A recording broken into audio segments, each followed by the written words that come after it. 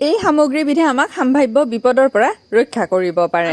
Online যেতিয়া কিবা এনেকুৱা ধৰণৰ সামগ্ৰী কিনো বা ধৰক পোষ্টেলতে আমাৰ চিঠি বা কিবা আহিছে, তেতিয়া কি হয়, সেই চিঠিৰ খাম বা অনলাইন কিনা এই বস্তুটোৰ কভাৰটোতে বক্সটোতে আমাৰ ঘৰৰ ঠিকনা লিখা থাকে আৰু আমাৰ ফোন নাম্বাৰটো লিখা থাকে। এতিয়া সামগ্ৰীবিধ ৰখাৰ পিছত যেতিয়া আমি এই খালী বাকচটো এই ধৰণে পেলাই দিওঁ, ইয়াতে যে আমাৰ ফোন নাম্বাৰ বা ঘৰৰ ঠিকনা লিখা আছে, এইটোতো কোনোবা ধৰক এনেকুৱা ব্যক্তিয়ে পাই যাব পাৰে যোনে সেই আমাৰ ফোন নাম্বাৰটো বা ঘৰৰ ঠিকনাটো কিবা ধৰক বেয়া কামতো ব্যৱহাৰ কৰিব পাৰে।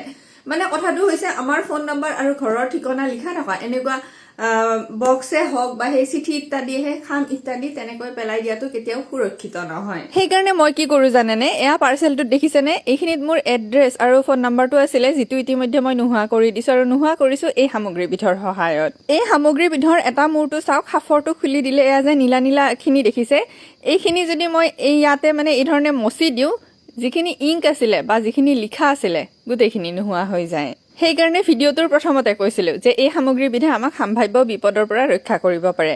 কেৱল মাত্ৰ অনলাইন পাৰ্চেল অহা বুলিয়ে নহয়, চিঠি ইত্যাদি আহিলে গোটেইখিনিৰে মই এড্ৰেছটো এই ধৰণে নোহোৱা কৰি দিওঁ। আৰু এই সামগ্ৰীবিধৰ এটা ফালে এই ধৰণে এখন কাটাৰো থাকে।